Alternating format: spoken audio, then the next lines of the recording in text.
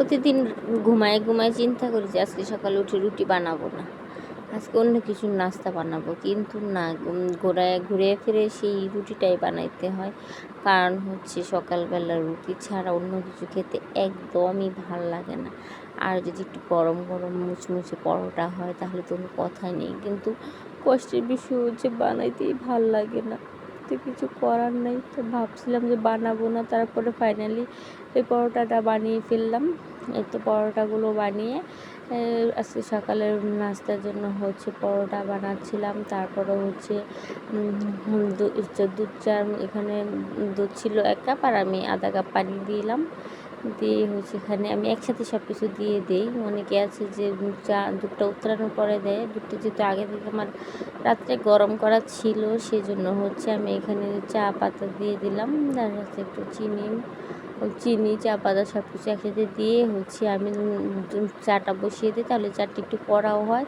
আমার চাটা খেতেও ভালো লাগে। আর এই যে দেখুন আমার চা এর কালারটা কত সুন্দর হয়েছে না। আমি কিন্তু তারপর হচ্ছিল আবার বাবা বলল যে রুটি খাবে, তখন ওনার জন্য আবার নতুন করে আবার ভেজে দিচ্ছিলাম।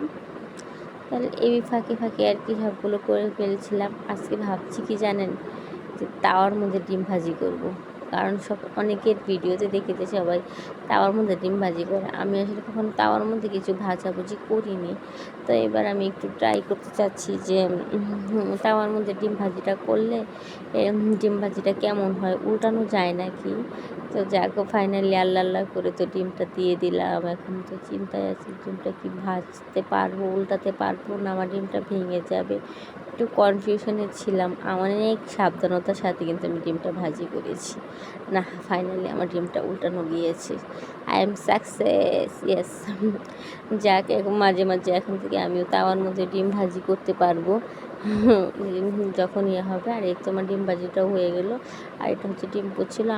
আমি হচ্ছে ডিম পোস্ট খাই। আমি ডিম ভাজি দিয়ে রুটি খেতে আমার ভালো লাগে না, আমার ডিম পোস্ট দিয়ে খেতে ভালো লাগে।